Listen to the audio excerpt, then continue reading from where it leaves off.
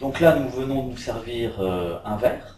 Alors ce qu'il faut savoir, c'est qu'au moment du versement, il y a quand même des turbulences qui vont agiter l'eau et qui vont faire en sorte qu'une petite quantité de gaz carbonique va s'échapper à cette étape-là.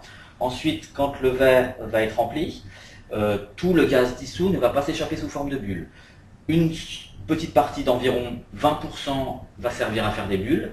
Les 80% restants vont s'échapper, vont se perdre directement par la surface qui existe entre l'eau et l'atmosphère.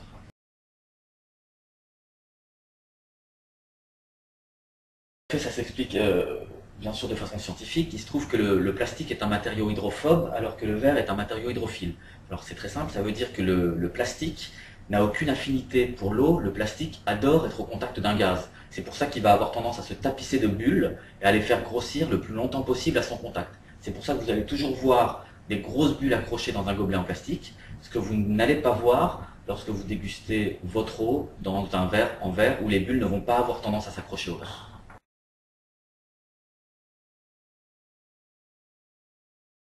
Alors oui, absolument, la forme du verre a aussi une importance. Je dirais surtout son ouverture. Plus vous allez avoir un verre avec une grande ouverture, plus vous allez avoir une grande surface d'échange qui va faire en sorte que le gaz va se perdre beaucoup plus vite à travers cette grande surface qu'à travers une petite surface.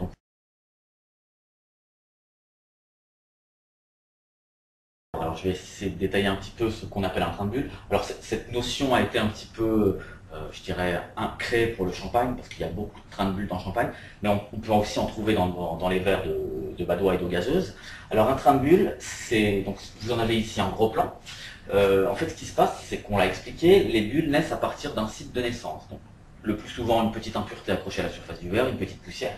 Les bulles vont naître à partir de là de façon répétitive. Donc chaque bulle va connaître exactement le même trajet que la précédente. Donc elles vont tout simplement se suivre et monter strictement en ligne droite. Et si vous êtes un petit peu attentif, vous verrez le long de votre verre des petites lignes de bulles qu'on appelle en fait des trains de bulles.